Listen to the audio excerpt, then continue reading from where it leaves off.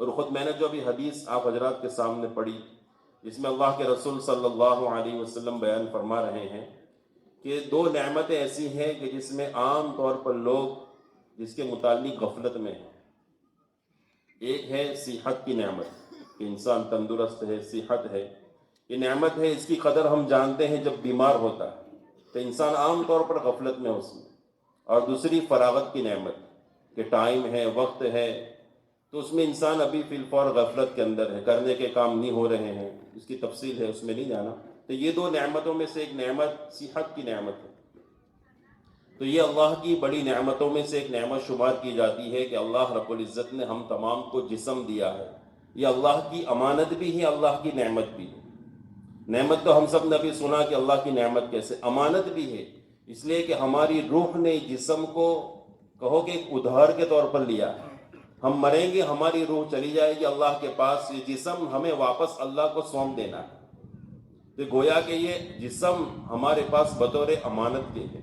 इसलिए उलमा इस पर मसला बयान फरमाते हैं कि कोई इंसान अपनी ज़ात के इख्तियार से अपने जिस्म में काट छाट नहीं कर सकता। किसी को देखा, उसको दया आ गई तो अपनी किडनी निकाल कर दे दी, भाई उसकी किडनी खराब है, नहीं दे सकता। क्यों? उलमा यही बात बयान फरमाते हैं कि ये जिस्म तुम्हारा अपना मिल्क का नहीं है, ये तो अल्लाह के पास से तुमने उधार लिया है। तो इंसान अपनी ज़ाती इख्तियार से अपने जिस्म में काट छाट नहीं कर सकता। जिस तरह काट छाट नहीं कर सकता, इसी तरह अपने जिस्म की हिफाजत करना, अपने जिस्म को बीमारियों से बचाना, ये अल्लाह की तरफ से हमें बतौर जिम्मेदारी दी गई है कि ये जिस्म हमारे पास नेमत है। इसलिए उलमा ने ये मसला भी लिखा है, कोई आदमी बीमार है और बीमारी के अंदर वो आदमी जानबूझकर इलाज नहीं कर रहा है, इलाज पर कादिर भी है, दवाइयाँ भी है, बिस्तर के पास में दवाई पड़ी है, लेकिन अगर वो कहता है कि मैं दवाई नहीं खाऊंगा, तो अगर उसी बीमारी में मर गया तो अल्लाह के यहाँ उसकी पकड़ होगी, उसकी पूछ होगी कि तुम्हें इलाज कराना तुम पर तुम्हारे जिम्मे में लगाया था, तुमने इलाज क्यों नहीं किया। वो सारों का निचोड़ यही है कि ये सारा जिस्म हमें जो मिला है बतौर अमानत के मिला है, तो इसकी हर तरफ से हिफाजत करनी, हर वो काम जिससे जिस्म खराब होता है उससे अपने आप को ज़ात को बचाना है। हर बीमारी जिसमें इंसान बीमार पड़ता है उसमें दवाई करना हमारे जिम्मे में है, अल्लाह के रसूल सल्लल्लाहु अलैहि वसल्लम की सुन्नतों में से है। बल्कि तिब्बे नबी आपने किताब देखी होगी, मुस्तकिल उलमा ने उस पर किताबें लिखी है। किस वजह से? कि अल्लाह के रसूल सल्लल्लाहु अलैहि वसल्लम ने उसमें बीमारियों के इलाज बताए। इससे पता चलता है कि बीमारियों में इलाज करना या करवाना ये सुन्नत रसूल सल्लल्लाहु अलैहि वसल्लम। लेकिन निगाह कहाँ रहेगी? अल्लाह की ज़ात पर। सबब इख्तियार करना हमारे जिम्मे में है और निगाह अल्लाह की ज़ात पर रखना है कि ये जो दवाई खा रहा हूँ, इलाज कर रहा हूँ, ये क्या है? ये बतौर सबब के है, शिफा अल्लाह देगा। वह हुवा यशफीन, शिफा देने वाली ज़ात वल्लाह की है। यहूदी और ईसाइयों ने इस्लाम से नफरत के कारण मुसलमानों के इतिहास को खूब छुपाया, मगर वो कामयाब न हो सके। आज मैं आपको 5 ऐसे मुस्लिम वैज्ञानिकों के बारे में बताऊंगा जिन्हें आज भी दुनिया झुककर सलाम करती है। नासिर अल-दीन तुसी को ट्रिग्नोमेट्री का जनक कहा जाता था। ये एक पर्शियन पॉलीमैथ यानी अलग अलग विषयों के जानकार थे। फिलोसोफर थे, फिजिशियन थे, साइंटिस्ट थे, थियोलॉजियन यानी धर्मशास्त्री थे। 13वीं सदी में इन्होंने विज्ञान क्षेत्र में 150 से अधिक किताबें लिखी थी, 150 से अधिक आविष्कार किए थे, जिनमें से सबसे ज्यादा मशहूर हुआ तुसी कपल का आविष्कार। दोस्तों, ये एक ऐसा आविष्कार था जिसकी सहायता से अंतरिक्ष के ग्रहों की घूमने की गति, उनकी दिशा तथा दूरी का अंदाजा लगाया जा सकता था। सोचिए, अगर ये मुस्लिम वैज्ञानिक न होते तो अंतरिक्ष से ग्रहों का अध्ययन करना कितना मुश्किल होता। और दोस्तों, क्या आपको पता है इन्हीं वैज्ञानिक के नाम पर चांद के एक क्षेत्र का नाम रखा गया है, 102692C। नंबर 4, मोहम्मद इब्ने इब्राहिम अल-फजारी। दोस्तों, ये वो वैज्ञानिक थे जिन्होंने फिलोसॉफी, मैथ और एस्ट्रोनॉमी में महारत हासिल कर रखी थी। इन्होंने अंतरिक्ष पर बहुत से रिसर्च किए थे और एक डिवाइस भी बनाई जिसे एस्ट्रोलॉब कहा जाता है। एस्ट्रोलॉब की मदद से दिशा का सटीक अंदाजा लगाया जा सकता था और तारों की स्थिति के बारे में भी पता लगाया जा सकता था कि कौन सा तारा कब कहां पर है और कुछ समय के बाद उसकी स्थिति क्या होगी। इसकी एक खास विशेषता ये थी कि इसके द्वारा काबे की दिशा को भी फाइंड आउट किया जा सकता था। एस्ट्रोलॉब को उस समय का कंप्यूटर माना जाता था। एस्ट्रोलॉबी की मदद से आज वैज्ञानिकों ने दिशा का पता लगाने वाली मशीन कंपास की खोज की है। एस्ट्रोलॉब की मदद से आज दिशा का पता लगाने वाली मशीन कंपास की खोज की है। दोस्तों, आज से 1000 साल पहले ही इन्होंने घड़ी का आविष्कार कर दिखाया था। बस वो घड़ी आज की घड़ी से काफी बड़ी हुआ करती थी। इसे एलिफेंट क्लॉक कहा जाता था। इसके द्वारा रात के समय का पता लगाया जा सकता था कि कितना समय गुजर चुका है और कितना समय बाकी है। दिन का समय तो सूरज को देखकर भी पता लगाया जा सकता है कि कितनी दोपहर हो चुकी है और शाम होने में कितना वक्त बाकी है। मगर रात का क्या पता लगाया जाए? 11 बजे है या 1 बजे है, क्या फर्क पता लगेगा? मगर आज से 1000 साल पहले ही इस मुस्लिम वैज्ञानिक ने यह डिवाइस बनाकर इस कारनामे को अंजाम दे दिया था। नंबर 5, जाबिर इब्ने हय्यान। अगर किसी सभ्यता या किसी इंसान की उपलब्धियों को गुमनाम करना होता है तो उसका नाम बदल दिया जाता है। ऐसा ही एक मुस्लिम वैज्ञानिक जाबिर इब्ने हय्यान के साथ हुआ। अंग्रेजों ने जाबिर इब्ने हय्यान का नाम बदलकर गैबर कर दिया, जिसकी वजह से सदियों तक ये बात ओझल रही कि गैबर यानी जाबिर इब्ने हय्यान एक मुस्लिम साइंटिस्ट थे। दोस्तों, जाबिर इब्ने हय्यान कोई मामूली साइंटिस्ट न थे। इनको chemistry, astronomy, astrology, medicine and pharmacy, philosophy, physics वगैरह का जबरदस्त इल्म था। और आप ये सुनकर हैरान हो जाओगे कि आज हम विज्ञान वर्ग में जो केमिस्ट्री पढ़ते हैं वो भी इन्हीं की देन है। इन्हें केमिस्ट्री का जनक, फादर ऑफ केमिस्ट्री कहा जाता था। इन्हें फादर ऑफ केमिस्ट्री कहा जाता था। इन्होंने कई प्रकार के केमिकलों का आविष्कार किया था। यहाँ तक कि तेजाब यानी एसिड का आविष्कार भी इन्होंने ही किया। और दोस्तों, केमिस्ट्री में अलग अलग प्रकार के रसायनों को विभिन्न प्रकार के इंस्ट्रूमेंट यानी उपकरणों में मिलाकर जो एक्सपेरिमेंट किए जाते हैं, वो एक्सपेरिमेंट करने का तरीका भी जाबिर इब्ने हय्यान का ही दिया हुआ है। और उस एक्सपेरिमेंट में जो उपकरण इस्तेमाल होते हैं वो उपकरण भी जाबिर इब्ने हय्यान ने ही तैयार किए हुए थे, जो आज तक वैज्ञानिक यूज कर रहे हैं। जाबिर इब्ने हय्यान ने केमिस्ट्री को अल्केमी कहा था, मगर बाद में यूरोपियन वैज्ञानिकों ने केमिस्ट्री कर दिया ताकि मुसलमानों के आविष्कार को छुपाया जा सके। अरे, तुम्हें मैं मेडिकल और मैकेनिकल जैसी हर फील्ड में इस्तेमाल होने वाली मशीनों के फादर के बारे में बताता हूँ। इनका नाम अल जज़ारी है। पूरी दुनिया ये मानती है कि हमारी ज़िंदगी को मशीनों ने बहुत आसान किया है, खासकर वाहनों ने। वाहनों और मशीनों में सबसे ज़्यादा इम्पोर्टेंट पार्ट इंजन होता है, और इंजन में 2 चीज़ें सबसे खास होती हैं। एक होता है कैमशाफ्ट और दूसरा क्रैंकशाफ्ट। इन दोनों के बगैर इंजन चल ही नहीं सकता। और इससे भी ज़्यादा हैरान कर देने वाली बात तो ये है कि इन दोनों चीज़ों का आविष्कार एक मुस्लिम वैज्ञानिक अल जज़ारी ने किया था।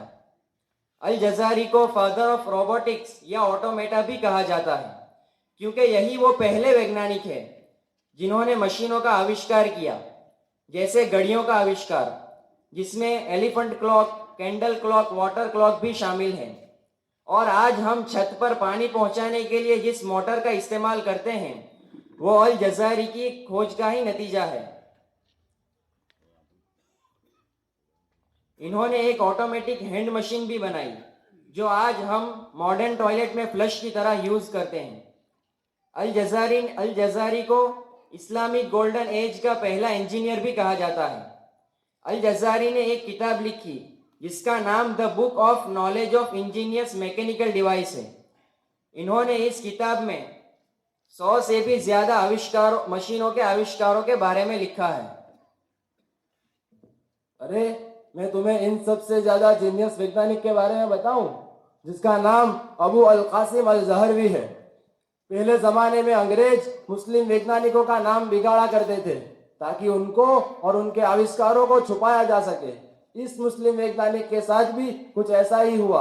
अंग्रेजों ने इनका नाम बदलकर अबू अल कासिम से अल्बुकैसिस कर दिया था।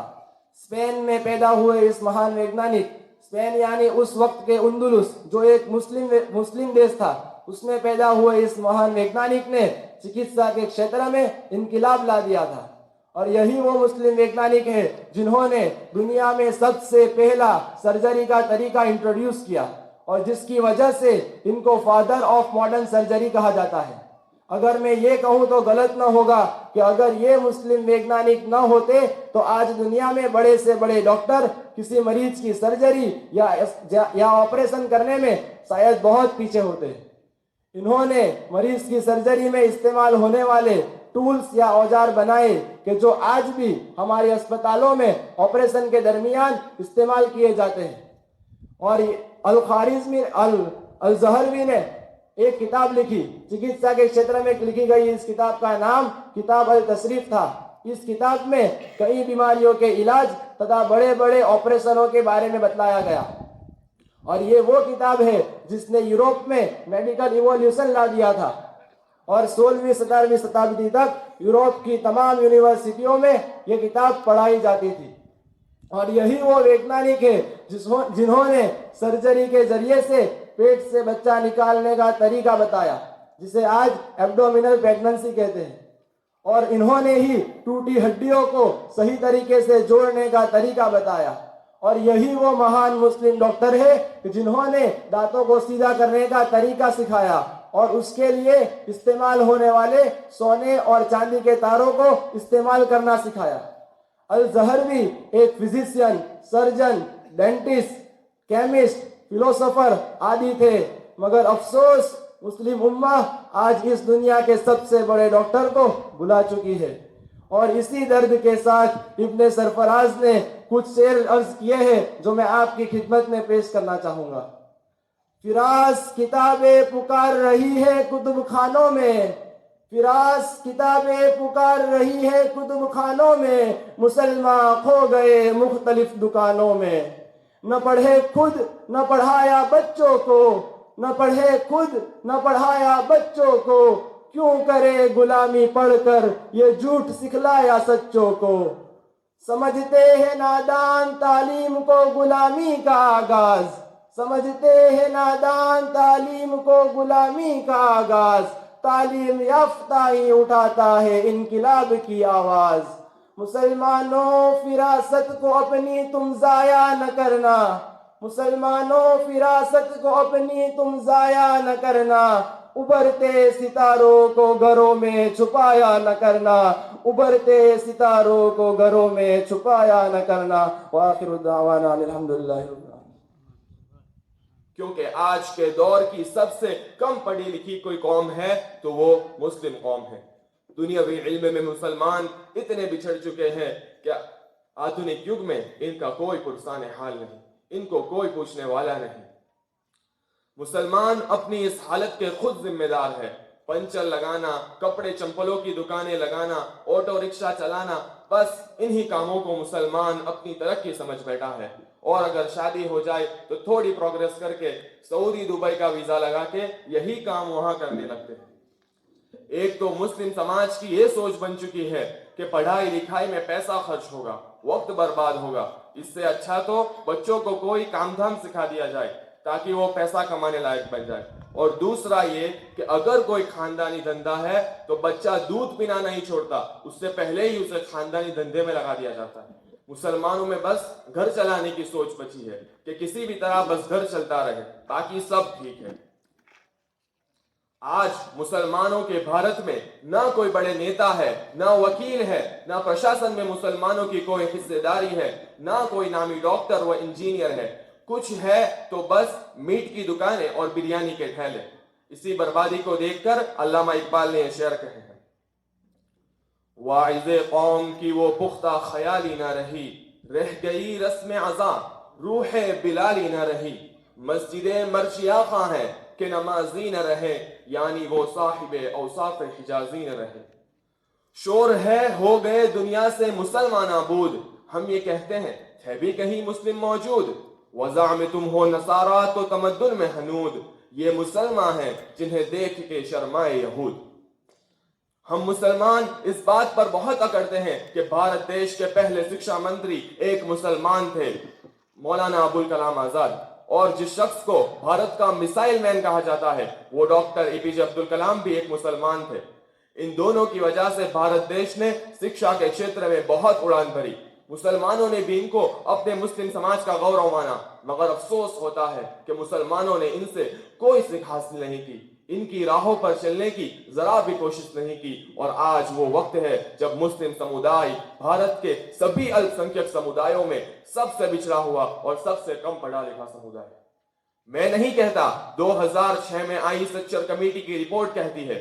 सच्चर कमेटी की रिपोर्ट ने पहली बार मुसलमानों की हालत पर खतरे की घंटी बड़े ही जोर से बजाई थी।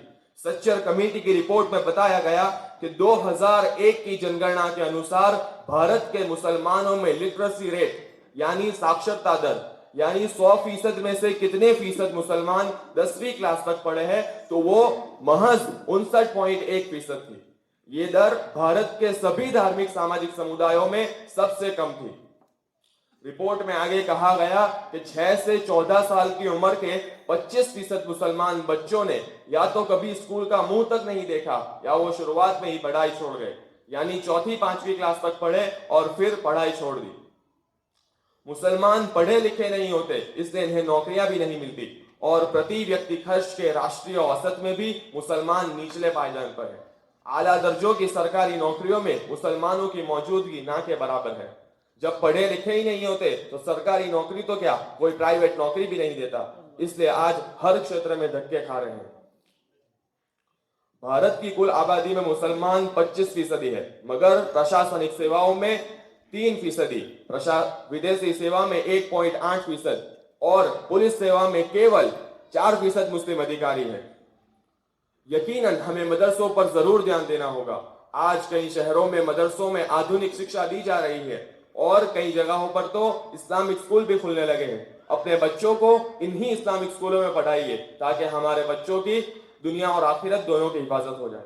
मगर नहीं, मुसलमानों को तो बस नाच गानों में अपना विकास दिखता है। पढ़ाई लिखाई तो इनके लिए एक टाइम वेस्ट वाला काम है। आज मुस्लिम लड़के तो किसी तरह स्कूल कॉलेज चले जाते हैं, मगर मुस्लिम लड़कियों को 8वीं 10वीं पास कराकर घर बैठा दिया जाता है। मुस्लिम लड़कियों को घर बैठा देना, उनको शिक्षित न करने का कारण यह नहीं है कि मुस्लिम माँ बाप अपनी बच्चियों को अनपढ़ रखना चाहते हैं। नहीं, हर माँ बाप चाहते हैं कि उनकी बच्चियां पढ़ लिख कर एक बड़ी शख्सियत बने, उनका नाम रोशन करे, अपने देश के विकास में हिस्सेदार बने। मगर ये नहीं चाहते कि हमारी बच्ची कॉलेज में जाकर वहां लड़कों के साथ घूमने फिरने लगे, छोटे कपड़ों को तरजीह देकर अपनी तहजीब अपनी शर्म को खत्म करने लगे, पढ़ाई लिखाई को छोड़कर किसी पार्क में बैठकर वहां इश्क और मोहब्बत के जलवे दिखाने लगे, और फिर किसी दिन ऐसा हो जाए कि जिसकी वजह से माँ बाप की इज्जत तार तार हो जाए। बस इसी वजह से मुस्लिम माँ बाप अपनी बच्चियों को कॉलेज यूनिवर्सिटियों में भेजने से कतराते हैं। मुस्लिम समाज तो खुद चाहता है कि उनकी बच्चियां पढ़ लिख कर IAS बने, वकील बने, डॉक्टर, इंजीनियर, इकोनॉमिस्ट बने, मगर ये तभी होगा जब हम गर्ल्स स्कूल और गर्ल्स कॉलेज खोले जिसमें सिर्फ लड़कियां पढ़े और टीचर भी मस्तूरात ही हो। तब जाके माँ बाप अपनी बच्चियों की हिफाजत को देखकर उनको पढ़ाएंगे। मुसलमानों, अब वक्त है उठ खड़े होने का, अपने बच्चों को तालीम देने का, उनको पढ़ाओ, उनको IAS वकील बनाओ ताकि हमारी कौम तरक्की की राह पर चलने लगे। एक आखिरी बात जो बड़े पते की है, सुन लीजिए, एक आखिरी बात जो बड़े पते की है कि जाहिल आदमी एक ही तरफ का सोचता है, जो उसको बताया या सुनाया हो, मगर पढ़ा लिखा 10 तरफ से सोचेगा। और ये जहालत जिस समाज में जितनी ज्यादा होगी, वो जहालत दीन में भी और दुनिया के हर समाजी काम में भी रुकावट और नुकसान का सबब बनेगी। मैं फिर से कहता हूं, ये जहालत जिस समाज में जितनी ज्यादा होगी, वो जहालत दीन में भी और दुनिया के हर समाजी काम में भी रुकावट और नुकसान का सबब बनेगी। कहना तो बहुत कुछ था, मगर इन वक्त की कमी की वजह से यहीं पर अपनी बात को खत्म करता हूं। अस्सलाम वालेकुम वरहमतुल्लाह। असर नहीं करती, देखी हुई चीज असर कर जाती है। बहुत सी चीजें हम देखते हैं, हालांकि पता है कि ये चीज झूठी है, लेकिन फिर भी इंसानों के आंखों में से आंसू निकल आते हैं। ये क्या है कि देखने का असर है। तो उसकी एक कोशिश की है छोटी सी। आप जरा से गुजारिश है कि बगौर समाअत फरमावे देखें। अल्लाह करे कि हमें इससे कुछ सीख लेने की तौफीक मैसर नसीब हो जाए।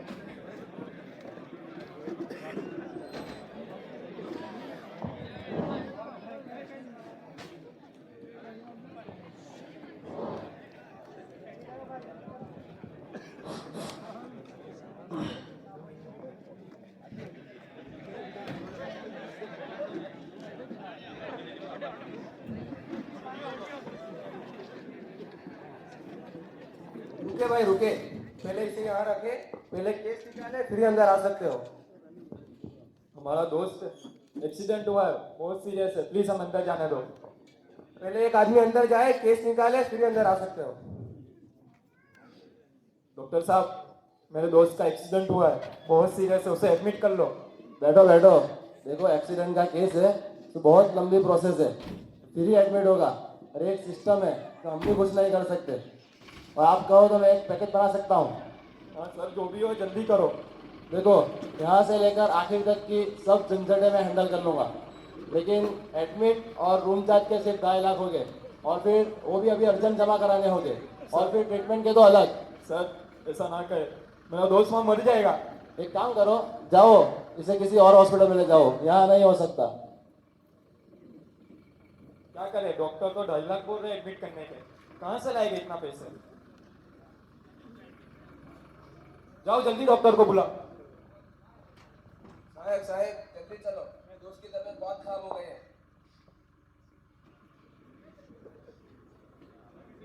साहब इसे देखें, इसकी हालत बहुत खराब है।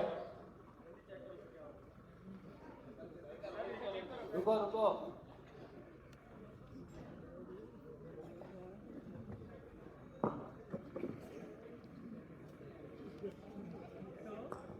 ये मर गया है, इसे यहाँ से हटाओ। या अल्लाह! डॉक्टर साहब रुक जाए, डॉक्टर साहब, आपने मेरे दोस्त को मार दिया। अब किस सिस्टम की बात करते हो? ये कैसा सिस्टम है जो इंसान को इंसान ही ना समझे? ये सिस्टम नहीं, ये कसाई खाना है। रुक जाओ। अरे आप भी रुके। ऐसी चीज करने से हमारे इस्लाम ने हमें रोका है, और हमारे मुल्क के कानून में भी ऐसी चीज करना गुनाह है। हमारी कौम का सबसे बड़ा अलमिया ये है कि हमें हर दर्द के अंदर सिर्फ रोना, हाई वावले करना और शोर शराबा करना आता है। ना इसके इलाज के बारे में कभी सोचते हैं और ना ही इसका हल बैठकर कभी तलाश करते हैं। आज अगर हॉस्पिटल सही नहीं रहे तो इसका इलाज ये नहीं कि हम हॉस्पिटल में तोड़फोड़ करें, मारपीट करें। इसका हल ये है कि हम हमारी खुद की हॉस्पिटल शुरू करें। अगर आज स्कूलें सही नहीं रही तो इसका हल ये है कि हम हमारी खुद की इस्लामिक स्कूलें शुरू करें। मैंने कहा इस्लामिक स्कूल, मुस्लिम स्कूल नहीं। मैं फिर से कहता हूं, हम हमारी इस्लामिक स्कूलें शुरू करें, मुस्लिम स्कूल नहीं। और आपको रात में नींद कैसे आ जाती है, और दिन में कितने लोगों के साथ ऐसा करते होगे? देखो ये डिग्री मुझे मुफ्त में नहीं मिली है, 70 लाख देकर ये डिग्री मैंने हासिल की है। आज ये मेरा दोस्त मर गया, क्या इसकी जान पैसे से वापिस आ जाएगी? डॉक्टर तो इंसान की खिदमत के लिए डॉक्टर बनता है, लेकिन आप लोगों ने इसे पैसे बनाने की फैक्ट्री बना के रख दिया है। एक गरीब इंसान को डरा कर न करने के इलाज और ऑपरेशन करा देते हो। मामूली सी एसिडिटी को हार्ट अटैक बताकर लाखों रुपए वसूल कर लेते हो। नॉर्मल डिलीवरी की जगह सीजर आपके बाएं हाथ का खेल है। और अभी कोरोना में आप में से कुछ डॉक्टरों ने जो लोगों को लूटा है, दुनिया उसे अच्छे से जानती है। आज मेरे दोस्त की मैयत पे खड़ा होकर मैं ये कहता हूँ कि मेरे गांव वालोड़ में एक ऐसा हॉस्पिटल की बुनियाद रखूंगा जो सिर्फ लोगों में राहत और कम खर्च में सही इलाज और बीमारी की सही रहबरी कर सके। ऐसा करने के लिए तुम्हें बहुत रुकावटें और परेशानियों से गुजरना पड़ेगा और पूरे सिस्टम से लड़ना पड़ेगा, कोई साथ नहीं देगा तुम्हारा। एक बंदे इलियास ने दावत के काम को पूरी दुनिया में फैला दिया, और एक बंदा कासिम नानोतवी जिसने सारी दुनिया में इल्म को फैला दिया। हम मुस्लिम हैं, हमारी हिस्ट्री ऐसे कारनामों से भरी पड़ी है। हमारी कौम इनकिलाब पैदा करना अच्छे से जानती है। मैं आज ये पूरे वालोड़ वालों से पूछता हूँ कि हम नहीं कर सकते? बताओ जोर से। डॉक्टर साहब, हमने कर दिखाया। आज हम उस मुकाम पर खड़े हैं जहां से वालोड़ का एक नया दौर लिखा जाएगा। लेकिन सुनो, ये सिर्फ मुझे अकेले से नहीं बल्कि हम सब के एक साथ होकर इस काम में मदद करने से होगा। आज ये मेरे दोस्त की डेथ हुई है, लेकिन अल्लाह ना करे अगर आपके किसी अपने पर कोई मुसीबत आए और सही से इलाज ना मिल पाए, उससे पहले हमारे इस वेलफेयर ट्रस्ट के छोटे से पौधे को एक बड़ा दरख्त और मल्टी स्पेशलिस्ट हॉस्पिटल बन जाए, ये हम सब की जिम्मेदारी है। आखिर में इसी अपनेपन के साथ और आप तमाम हजरात की इस ट्रस्ट के लिए दुआओं को लेते हुए और एक शेर अर्ज करके इजाजत चाहूंगा कि हजारों साल नरगिस अपनी बेनूरी पर रोती रही, कि हजारों साल नरगिस अपनी बेनूरी पर रोती रही, बड़ी मुश्किल से होता है चमन में दीदावर पैदा। ऊपा भी रूह जब बेदार होती है जवानों में, ऊपा भी रूह जब बेदार होती है जवानों में, नजर आती है उनको अपनी मंजिल आसमानों में। नहीं तेरा नशेमन कसरे सुल्तानी के गुंबद पर, नहीं तेरा नशेमन कसरे सुल्तानी के गुंबद पर, तू शाहीन है बसेरा कर पहाड़ों की चट्टानों में, तू शाहीन है बसेरा कर पहाड़ों की चट्टानों में। अस्सलामु अलैकुम वरहमतुल्लाहि वबरकातुहू।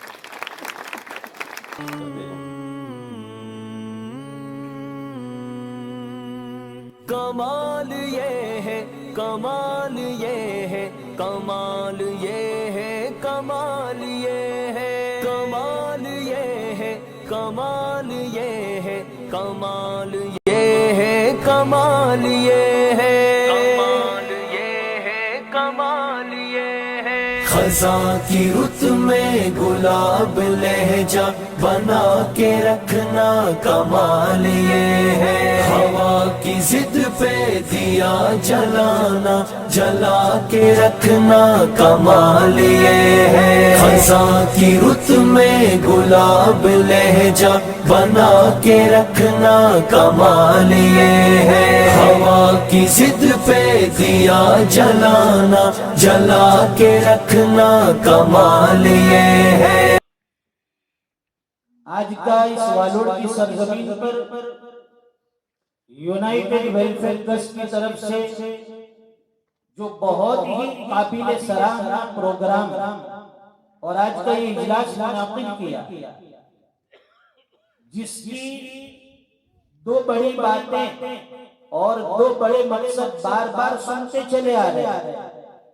एक तो हमारी इस बस्ती में यूनाइटेड वेलफेयर ट्रस्ट की तरफ से जो शिफा खाना है, जिसकी इफ्तिताह, जिसका ओपनिंग, और इसी तरह हमारे हाजी अब्दुल रशीद साहब कौम मिल्लत की जो उनकी खिदमत है, उनकी सराहना, उनका इस्तेकबाल लिया, उनका खुश आमदीद और उनके शुक्रिया में आज का ये प्रोग्राम मुनाकिद किया। चारों तरफ से अल्लाह इसकी अल्लाह हिफाजत फरमा दे, अल्लाह दीन दुगनी चार चुगनी अल्लाह तरक्की नसीब फरमा दे। मौला करीम जिस मकसद के लिए अल्लाह इसको शुरू किया जा रहा है, उस मकसद में अल्लाह आखिर तक अल्लाह कायम रहने की तौफीक नसीब फरमा दे। अल्लाह हमारे नियत हमारे मकासद अल्लाह लोगों की सेवा है, लोगों को आफियत के साथ अल्लाह सहूलत के साथ कम खर्चे में अल्लाह सही रहबरी मिल जावे, आफियत के साथ दवाइयाँ मिल जावे। ये अल्लाह नियत है, ये अल्लाह आखिर तक यही नियत रह जाए, उसकी फैसला नसीब फरमा दे।